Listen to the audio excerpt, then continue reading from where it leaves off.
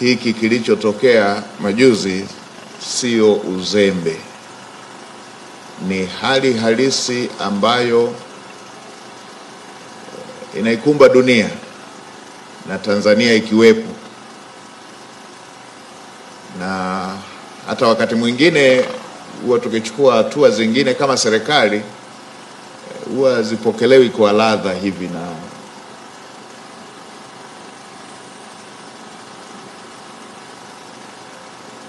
Watanzania kwa ujumla, na si kwa Tanzania tu,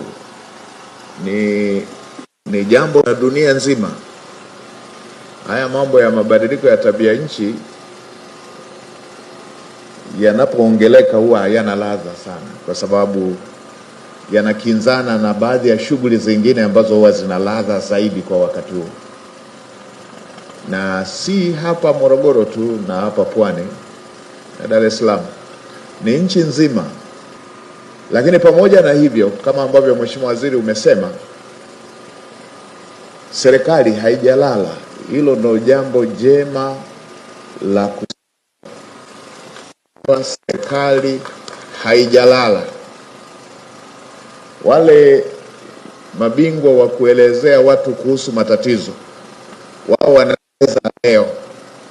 Wameona baada ya kina cha maji kupungua, baada ya mto kukauka, ndio wanalalamika leo, wale mabingwa wa kuelezea matatizo. Lakini serikali imeona some years back na imeanza kutafuta jawabu la kukabiliana na hali ya aina hii ikitokea miaka kama 3 iliyopita, kwa kujenga mradi mkubwa ambao utatoa jawabu mbadala inapotokea hali ya aina hii. Kwa hiyo tuwaambie wale waliozoea kuelezea matatizo,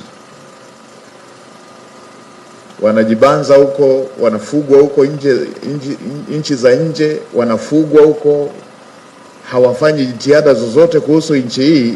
Wao kazi yao ni kuorodhesha matatizo, kwamba serikali haijalala, pamoja na kwamba serikali ilikuwa na kazi kubwa ya kutekeleza mradi mkubwa ambao kwa mtu yeyote mchumi angeweza kuwa na sababu ya kutosha kutokutekeleza mradi mwingine, kwamba kama unatekeleza mradi wa trilioni 6.5 wa bwawa la Mwalimu Nyerere kwa fedha za ndani, hiyo ingeweza kuwa excuse kuacha kwanza kutekeleza miradi mingine.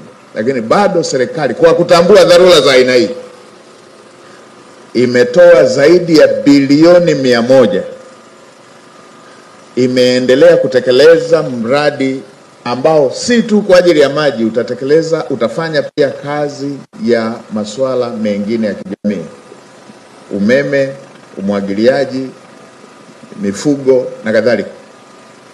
Kazi imeenda sambamba pamoja na miradi ya kimikakati iliyokuwa ikitekelezwa.